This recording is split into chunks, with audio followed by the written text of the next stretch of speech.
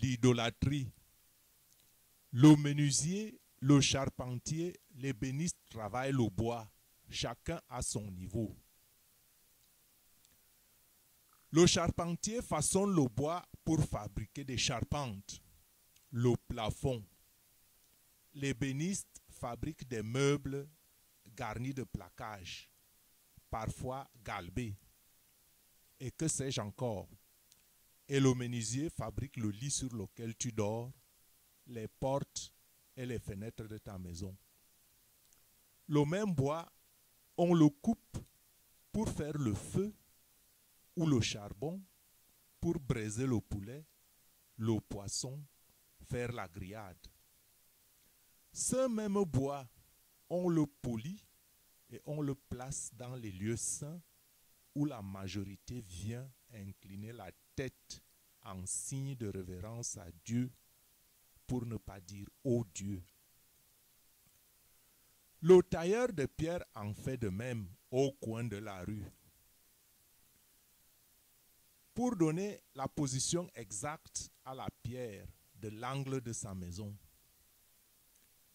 Le marbrier fait de grosses affaires avec de grands monuments en marbre qui sont vendus et achetés par la dîme que tu payes et qui est dans certains pays, la dîme est encore prélevée comme impôt. Pendant que les misérables croupissent dans la rue, le monde compte des millions d'affamés qui meurent de faim. Le monde compte aussi des millions d'objets de dévotion et de piété divers, aussi divers que les nombreuses religions, ce qui n'est pas mal, sauf que l'objet principal de notre piété passe en second plan quand il n'est pas tout simplement oublié. Quelle abomination, l'idolâtrie. Frères et sœurs, les 10 commandements donnés à Moïse comme code de conduite pour les fils d'Israël au mont Sinaï se trouvent dans le livre d'Exode au chapitre 20. Et on va lire les 4 des 10 premiers commandements qui sont les commandements envers Dieu, puisque c'est le thème que je traite dans cette vidéo, à savoir l'idolâtrie.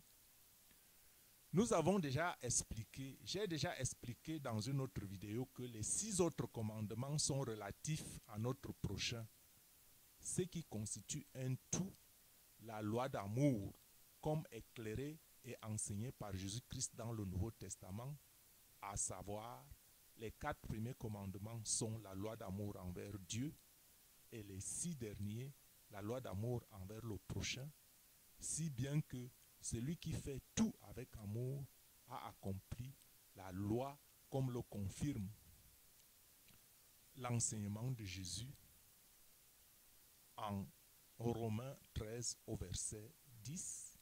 L'amour accomplit la loi. Et Matthieu le décrit encore en Matthieu 22, chapitre au verset 37 à 40.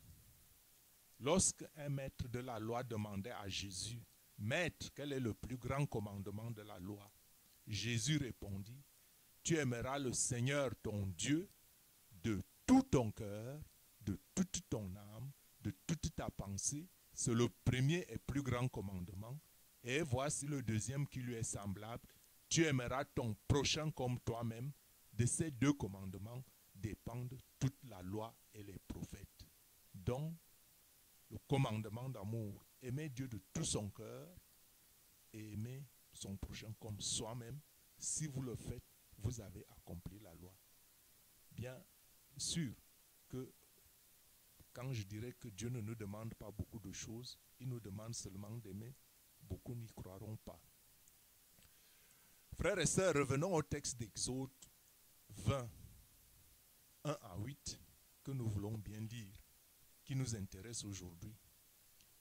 Alors Dieu prononça toutes ces paroles en disant, « Je suis l'Éternel ton Dieu, qui t'ai fait sortir du pays d'Égypte, de la maison de servitude. Tu n'auras pas d'autre Dieu devant ma face. Tu n'auras pas d'autre Dieu devant ma face. Tu ne feras point d'image taillée. Tu ne feras point d'image taillée, ni de représentation quelconque des choses qui sont en haut dans le ciel, qui sont en bas sur la terre et qui sont dans les eaux plus bas que la terre. Tu ne te prosterneras point devant elle. Tu ne te prosterneras point devant elle. Et tu ne les serviras point. Car moi, l'Éternel, ton Dieu, je suis un Dieu jaloux, qui punit l'iniquité des pères sur les enfants jusqu'à la 3e et 4e génération de ceux qui me haïssent, et qui fait miséricorde jusqu'à 1000 générations à ceux qui m'aiment et qui gardent mes commandements. Tu ne prendras point le nom de l'Éternel, ton Dieu, en vain, car l'Éternel ne restera point impuni celui qui prendra son nom en vain. Souviens-toi du jour du repos pour le sanctifier. Tu travailleras 6 jours et tu feras tout ton ouvrage, mais le 7e jour est le jour du repos de l'Éternel, ton Dieu. Tu ne feras aucun ouvrage, ni toi, ni ton fils, ni ta fille, ni ton serviteur, ni ta servante, ni ton bétail, ni l'étranger qui est dans tes portes. Car en 6 jours, l'Éternel a fait les cieux, la terre et la mer, et tout ce qui est contenu, et il s'est reposé le 7e jour. C'est pourquoi l'Éternel a béni le jour du repos et l'a sanctifié. Et ce jour du repos, selon la Bible, c'est le sabbat. Ce n'est pas une histoire de religion juive ou quoi que ce soit, mais ce sont les saints écrits. Ce n'est même pas que je remette quoi que ce soit en cause. C'est seulement qu'il faut que les gens reviennent à la vérité initiale. Parce que les enseignements ont été, je ne dirais pas corrompus depuis des siècles. On nous a fait des choses, on nous a fait faire des choses, nous sommes nés dans des choses. Et quand on revient sur ces choses, nous sommes généralement allergiques. Parce qu'on pense que on nous apporte quelque chose d'étrange. Non, il faut qu'on ait un temps où il faut que la vérité soit restituée. Bon, après avoir alors lu ce texte, nous allons définir à peu près ce que c'est que l'idolâtrie, parce que beaucoup pratiquent l'idolâtrie sans savoir ce qu'ils font. Les Saintes Écritures disent clairement que les idolâtres n'hériteront pas le royaume des cieux. Je dis, ce n'est pas de moi, les Saintes Écritures disent, les idolâtres n'hériteront pas le royaume des cieux, et c'est pour ça qu'il est important de savoir ce que c'est que l'idolâtrie. La vraie foi au Dieu des cieux, notre Dieu, s'oppose au culte des idoles, comme le témoigne l'apôtre Paul dans sa première lettre aux Thessaloniciens, au verset 9 du chapitre 1. La vraie foi au Dieu des cieux s'oppose aux idoles. N'est-ce pas le premier commandement qu'on venait de lire tout à l'heure? Quand Paul écrit, quel accueil il a eu auprès des Thessaloniciens et comment ils se sont tournés vers Dieu en abandonnant les idoles pour servir le Dieu vrai et le Dieu vivant. Donc, les idoles sont des faux dieux auxquels les hommes de toutes les générations et depuis l'aube des temps, pas seulement les temps d'avant Paul, notre temps aussi. Les idoles sont les faux dieux auxquels les hommes de toutes les générations, depuis l'aube des temps, se sont toujours tournés. Le problème est encore plus crucial aujourd'hui parce qu'après 20 siècles que Jésus est venu, à l'époque, Dieu envoyait encore les prophètes pour corriger le peuple juif. Mais depuis l'avènement de Jésus-Christ, Dieu n'a vraiment pas encore envoyé un prophète pour corriger toutes ces erreurs. Donc nous, c'est encore plus grave parce que 20 siècles d'erreurs et nous sommes nés dedans, nos parents, nos grands-parents, nos arrière-grands-parents, tout ce qu'ils nous ont enseigné. Nous, on prend ça de vrai. Mais quand on retourne aux Écritures initiales, on voit que des fois nous faisons des choses qui pourraient être contraires à la vraie croyance, sans vraiment nous en rendre compte, et même de manière inconsciente. Bon, je sais que quand on dit un truc comme ça, bon, les gens se leveraient et diraient, bon, écoutez, qu'est-ce que c'est maintenant? Mais Dieu a clairement dit que vers la fin des temps, qu'il enverrait et qu'il enverrait la vérité sur la terre. Je ne suis pas la vérité, mais à la lumière des Saintes Écritures, j'essaie seulement d'apporter une petite lumière. Et je sais que je vais réveiller les vieux démons et je mesure les risques d'irriter beaucoup, mais ce n'est point un jugement de ma part. Je rapporte juste ce que disent les Écritures en rapport des pratiques et des rites et des mœurs de certains chrétiens et de certaines églises. Je dis clairement que je ne vise personne, mais il faut bien que la vérité soit connue telle qu'elle est écrite. Et quand le prophète Isaïe, dans le chapitre 44, s'écrit au verset 18 que les hommes n'ont ni discernement ni intelligence, car on leur a fermé les yeux pour qu'ils ne voient pas, et le cœur pour qu'ils ne fassent pas preuve de bon sens. Écoutez bien ce que dit le prophète Isaïe. Le charpentier étend le cordeau, fait un tracé au crayon, façonne le bois avec un couteau et marque ses dimensions avec le compas, et il produit une figure d'homme, une belle forme, pour qu'elle habite dans une maison, dans un temple. Il se coupe des cèdres, il prend des grands arbres et des chênes, en fait un choix parmi les arbres de la forêt. Il plante des pins et la pluie les fait croître. Ces arbres servent à l'homme pour brûler. Il en prend et il se chauffe. Il y met aussi le feu pour cuire du pain. Et il en fait également un dieu qu'il adore. Il en fait une idole devant laquelle il se prosterne. Il brûle au feu la moitié de son bois. Avec cette moitié, il cuit de la viande. Il apprête un rôti et se rassasie. Il se chauffe aussi et dit: ah ah, je me chauffe, je vois la flamme. Et avec le reste, il fait un dieu, son idole. Il se prosterne devant elle, il l'adore, il l'invoque et s'écrie: sauve-moi, car tu es mon Dieu. N'avons-nous pas, frères et sœurs, sous les yeux, nous aussi, à notre époque, de tels comportements? N'avons pas sous les yeux, chaque mois de décembre, des millions de sapins, et même, pas seulement en décembre, des millions, des dizaines de milliers de statues devant lesquelles les fidèles s'agenouillent? Pas seulement les fidèles, je dirais même les hommes sur toute l'étendue de la terre. Et pourtant le commandement de Dieu en Exode 21 est clair. Relisez vous-même votre Bible si vous n'appréciez pas ce que je dis. Et au verset 3, il est écrit: tu n'auras pas d'autre Dieu devant ma face.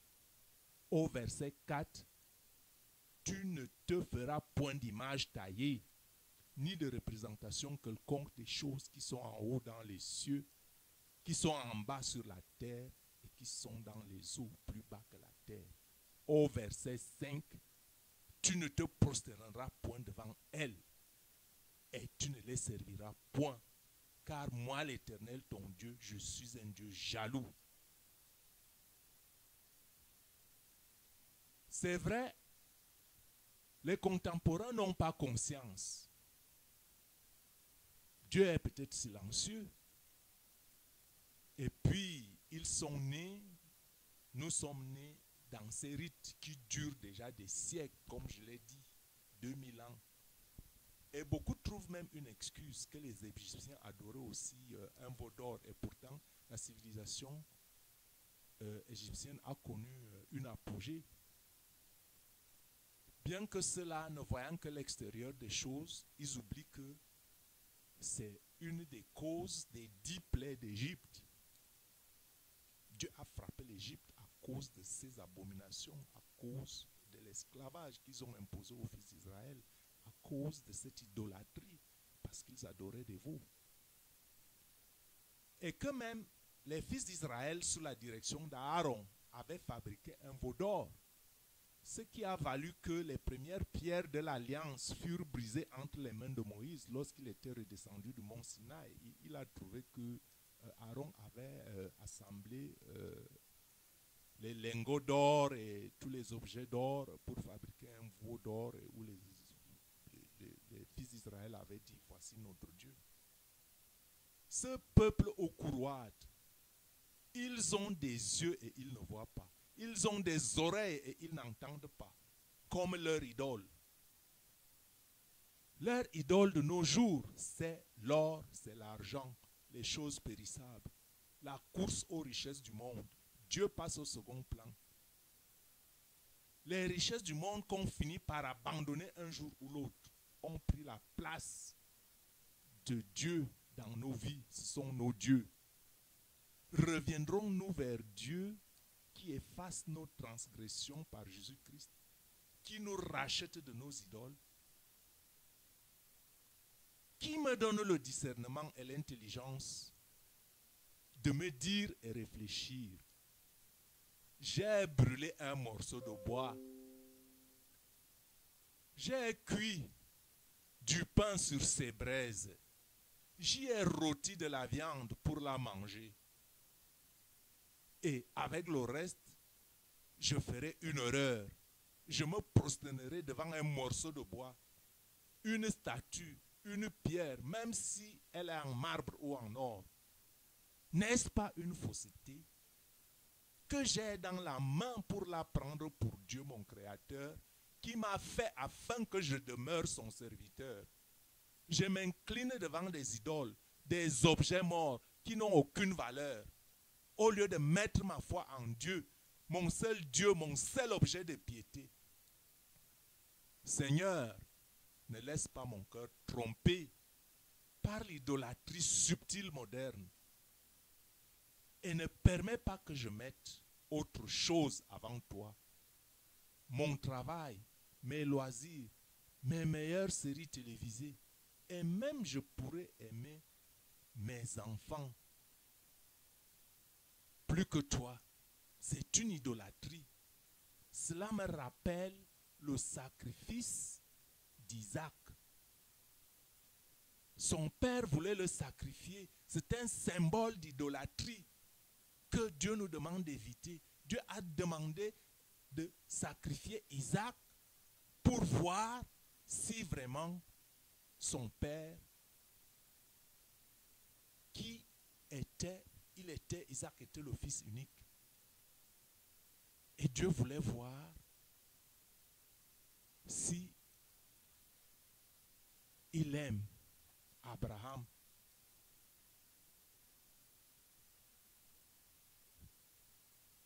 Donc, Éternel, tu es ma force, tu es mon appui, mon refuge au jour de la détresse. Les nations viendront à toi des extrémités de la terre et elles diront, nos pères n'ont hérité que le mensonge. Et moi aussi je dis la même chose, que nos pères ont hérité les mensonges de vaines idoles qui ne servent à rien. Seigneur, tu es notre seule idole. L'homme peut-il se faire des dieux qui ne sont pas des dieux? Et c'est pourquoi Dieu dit, je leur fais connaître cette fois, je leur fais connaître ma puissance et ma force, et ils sauront que je suis l'Éternel. Éternel mon Rédempteur, celui qui t'a formé dès ta naissance, toi l'Éternel, tu as fait toutes choses, seul tu as déployé les cieux, seul tu as étendu la terre. Tu as anéanti les signes des prophètes de mensonges et tu proclames insensés les devins. Tu fais reculer les sages et tu tournes leur science en folie. Toi qui, Éternel, confirme la parole de ton serviteur et tu accomplis ce que prédisent tes envoyés, nous t'en prions, détourne-nous de toute forme d'idolâtrie et restitue la vérité sur la terre. Non pas à nous, Éternel, non pas à nous, mais à ton nom donne gloire à cause de ta bonté, à cause de ta fidélité. Pourquoi les nations diraient-elles, où est donc leur Dieu? Notre Dieu est au ciel, il fait tout ce qu'il veut.